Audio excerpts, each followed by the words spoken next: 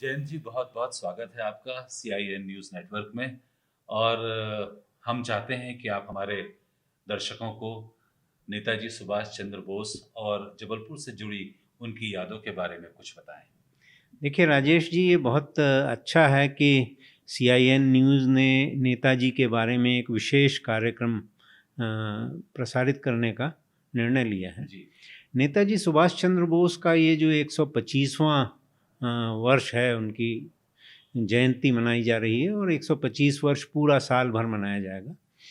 तो ये बहुत ज़रूरी है कि उनकी जो योगदान है, उनका जो कृतित्व है, उसके बारे में अब नई पीढ़ी को और इस समय की जो पीढ़ी है इसको भी सही तरीके से ज्ञान हो।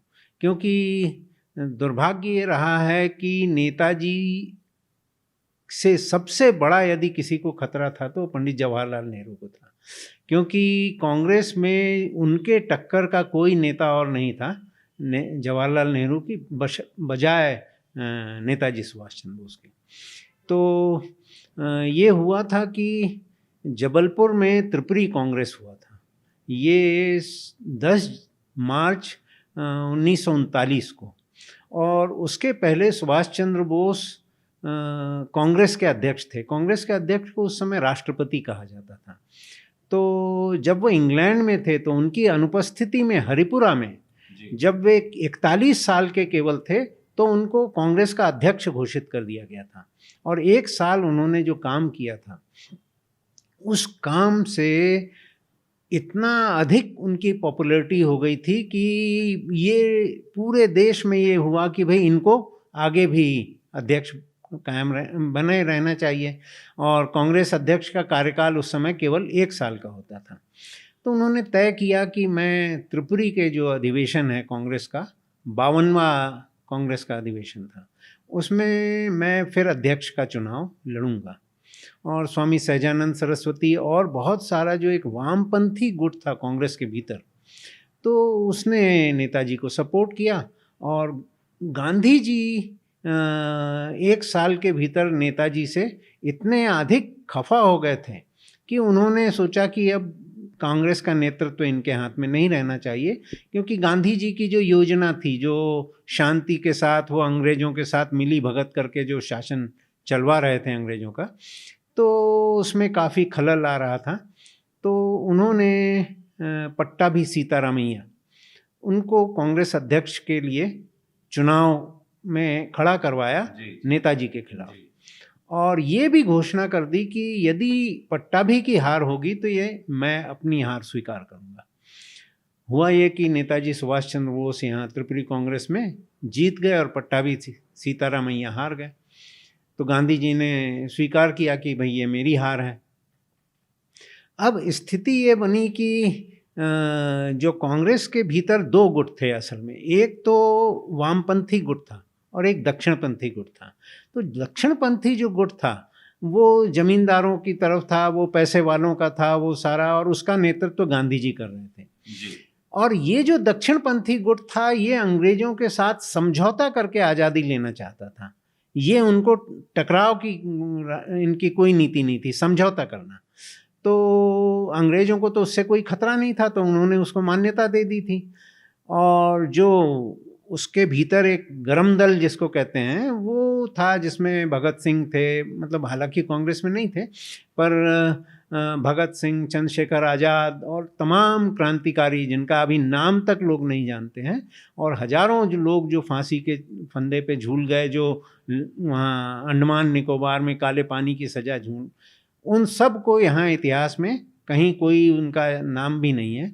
तो ऐसी स्थिति में ये हुआ कि ये दक्षिणपंथी गुट ने, उनकी जो भलमनसाहत थी नेताजी सुभाष चंद्र बोस की, कि भाई मैं नहीं चाहता कि गांधी जी इसको अपनी हार के रूप में देखें। तो एक प्रस्ताव आ गया गोविंद वल्लभ पंत की तरफ से, और वो प्रस्ताव ये था कि हालांकि कांग्रेस के अध्यक्ष तो सुभाष चंद्र बोस रहेंगे, पर जो गुट हारा है उसका नेता जो था गांधी जी, वो कार्य समिति का गठन करेंगे। मतलब ये बड़ी विचित्र स्थिति थी कि हारने वाला आपकी कैबिनेट बनाए और आप कठपुतली बन के बैठे रहो ऊपर। तो सुभाष चंद्र बोस को तो ये मंजूर नहीं था। फिर भी वो कह रहे थे कि ठीक है, इस पे बात करेंगे, और एक गतिरोध पैदा हो गया। गतिरोध इसलिए भी पैदा हो गया कि गांधी जी किसी भी कीमत पे नेताजी सुभाष चंद्र बोस को कांग्रेस का अध्यक्ष नहीं होने देना चाहते थे। वो इसलिए कि त्रिपुरी कांग्रेस में नेताजी सुभाष चंद्र बोस ने एक प्रस्ताव रखा था। वो प्रस्ताव ये था कि अभी सेकेंड वर्ल्ड वॉर होने वाला है, और उसमें एक तो ध्रुव शक्तियाँ थीं जो हिटलर, तोजो मुसोलिनी जो जापान, इटली और जर्मनी के साथ थी, और दूसरी ये थी अमेरिका, ब्रिटेन वगैरह। तो इनके बीच टकराव होगा और उसमें अंग्रेज़ों को अपनी फ़ौज के लिए हिंदुस्तान के लोगों की भर्ती करनी है।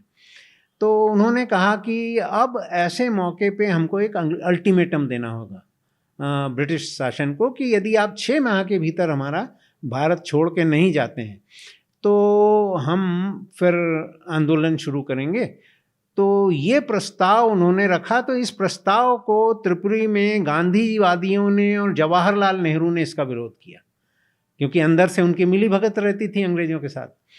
अब इसके बाद स्थिति ये हो गई कि कांग्रेस के अध्यक्ष तो सुभाष चंद्र बोस थे, परंतु उनका नेतृत्व जो था वो कांग्रेस के भीतर जो एक गिरोह काम कर रहा था दक्षिण पंथियों का, वो उसको मंजूर नहीं था। और इसको लेके डेढ़ 2 माह तक का एक गतिरोध चला। सुभाष चंद्र बोस वर्धा गए और गांधी जी से बात करने की कोशिश की कि भाई कोई समझौता हो जाए और एक कार्यकारिणी का गठन हो जाए, कार्य समिति का, और उसके बाद फिर काम चलने लगे।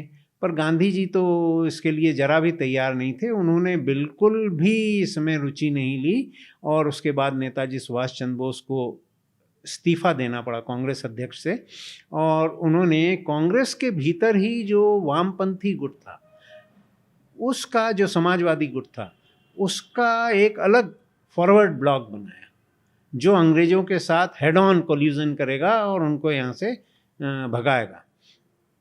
अब इसमें ये हो गया कि उनका जो फॉरवर्ड ब्लॉक का पूरा टकराव था, वो जितना उसके साथ था अंग्रेज़ों के साथ, उससे ज़्यादा कांग्रेस के दक्षिणपंथी धड़े के साथ हो गया, और इस प्रकार की लड़ाई की स्थिति बनी।